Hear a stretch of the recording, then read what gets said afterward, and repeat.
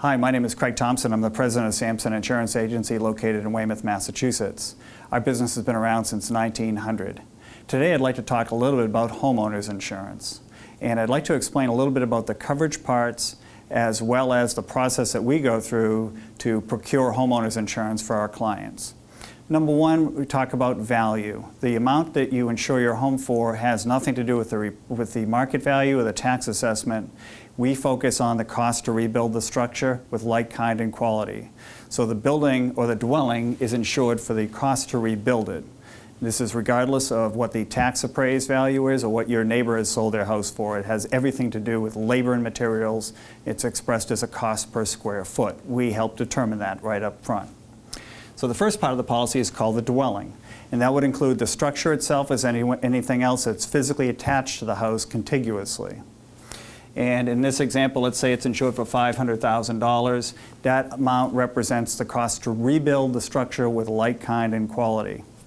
The second part of the policy is called other structures, and this is either typically 10% or in some cases 20% of the dwelling value. So in our example, it would be either $50,000 or $100,000. This coverage pertains to coverages that are separated by clear space from the building. An example of this would be a garage, a barn, a tool shed, a pool house. That's automatically included. Even if you don't have any of those items, you're automatically getting it in the policy. The third part of the policy is called contents. I like to explain it this way. You take the house, you flip it upside down, the stuff that falls is considered contents. Your contents, whether it be small appliances, furniture, clothing, and things of that nature are covered under the policy, and that's usually 50 or 70% of the building value. So in our example here, it would be either $250,000 or $350,000 in our $500,000 example. Contents are covered on a worldwide basis. There are limitations when it comes to certain types of contents in the home that you should be aware of. Jewelry, fur, silverware, fine arts, and property used in a home-based business are examples of those types of things. The fourth coverage part is called loss of use.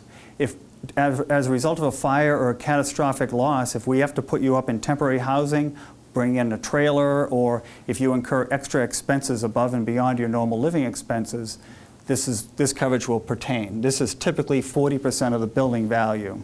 So in this case, it will be $200,000. Liability insurance is what we call third-party coverage. If someone trips and falls, if the dog bites somebody, if there's any type of issue with regard to injury that's covered under the policy, the liability portion of the policy will pay to defend you and pay a judgment on your behalf. We like to explain it kind of like prepaid legal defense. The fourth part is called medical payments.